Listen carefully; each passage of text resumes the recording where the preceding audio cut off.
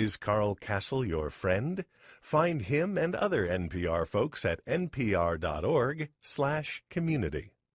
From NPR News, this is All Things Considered. I'm Robert Siegel, and it's time now for All Tech Considered.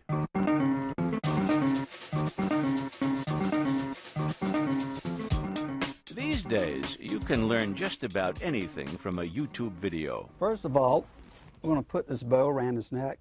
A South Carolina man teaches us how to tie a bow tie. His YouTube video has been viewed more than 650,000 times. Or maybe you've always wanted to learn how to play the piano. Let's make this thing minor, shall we? We take the middle finger and move it down a half step to the F.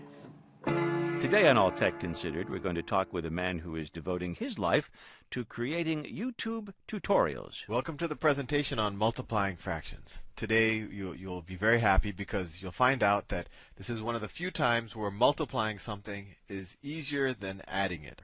And if you don't believe me, let's do some problems. That is Salman Khan, not the Salman Khan who's a Bollywood star.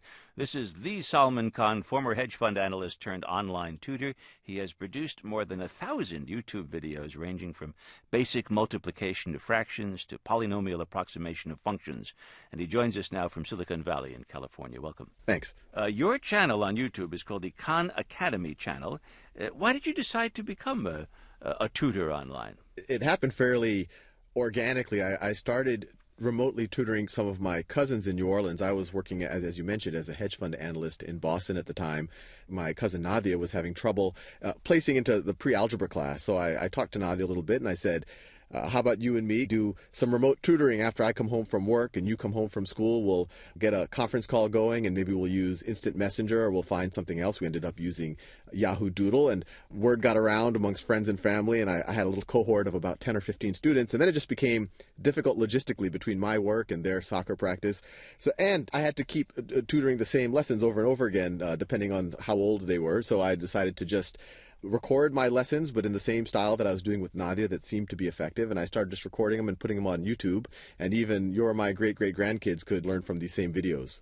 Now, I've watched a few of them. You never appear on screen, just a mouse arrow that draws in different colors on a black background, and you narrate. How are you actually making these? When I started, it was literally I took Microsoft Paint, made the background black, picked some fluorescent colors, and I used this shareware, I think it was called Screen Video Recorder. It was a $20 piece of software to capture my screen and to record my voice at the same time, and that would just produce the videos. I just did it because that was, I thought, the cheapest and fastest way to make a decent quality video. Since then, one of the viewers actually donated a $300 piece of software called Camtasia Recorder for the screen capture, and now I use another piece of shareware called Smooth Draw 2, I think it's called. I use that to draw, and I just have a little Wacom graphic pen tablet to do the writing. Now let's go through some of the range of what you are doing tutorials in mathematics and chemistry, biology. Yeah, in the non-sciences, there's obviously a lot on finance and economics. Actually, a lot of that comes from last year during the financial crisis.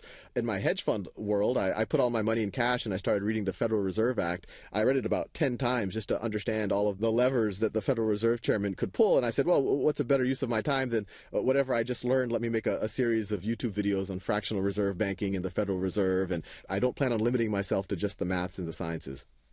Now, here's something I noticed while watching a tutorial you were giving about stocks. You were, I think, making the point that a stock that costs $1 a share is not necessarily cheaper than a stock that costs $10 a share. As I'm watching it, a crawl comes across the bottom from Google directing me to a website where I can look over the prospectus for various penny stocks. It's an advertisement, and indeed the advertisement is actually based on a proposition that you're shooting down in the course of the tutorial. First of all, who's advertising? How many of your courses are advertised? And how do you feel about this kind of education being underwritten by a sponsor? The advertising is what YouTube puts up just by virtue of it being on YouTube. I do share some of the revenue.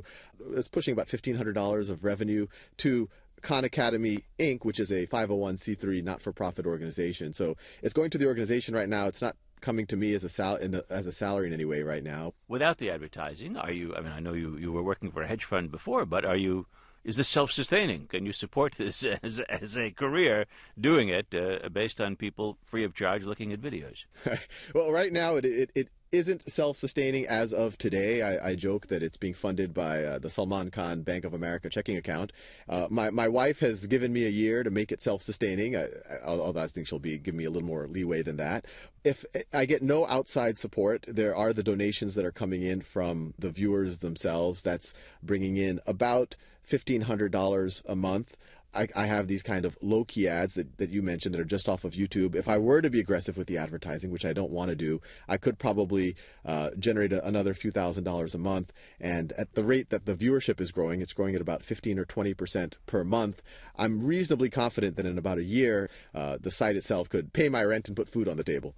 Are you a faculty of one at the Khan Academy? I currently am. There are people who have come out of the woodworks really in the last 2 months or so to volunteer translating the videos. There's a chemistry teacher in Uruguay who did the first translation. There's an effort going on to translate into Arabic, into Polish, into Portuguese, into German. But right now, all of the content is and has been generated by me. You come across in these videos as a very natural teacher.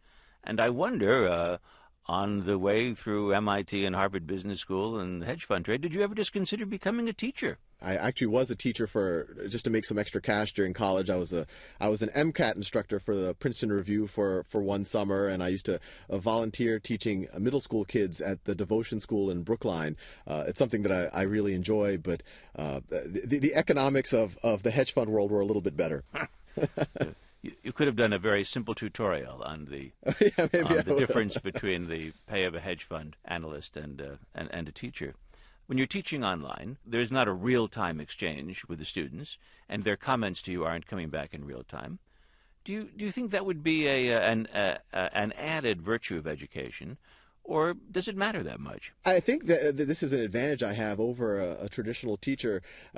Just from my limited experience from teaching live, one of the hardest things is to sit in front of a classroom of 20 or 30 students, and maybe 5 of them are giving you a nice attentive expression, and the rest of them have blank faces. You don't know if they're bored or they're falling behind, and it makes you insecure, and you don't know what to do next. But I go to my computer, spend 10 minutes, explain something as I would explain it to you or my cousin, and then I upload it on YouTube. The whole process takes maybe half an hour, and within an hour of putting up a video, a few hundred people will watch it, and I wait for them to give that YouTube 5-star rating and put a couple of comments up saying, oh, this is so great, I was going to fail this class, now I'm going to pass the exam tomorrow, or whatever else. So I wait for that feedback, and that gives me the confidence to keep going.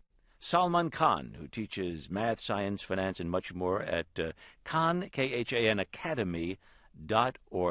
Thank you very much for talking with us. Thank you very much.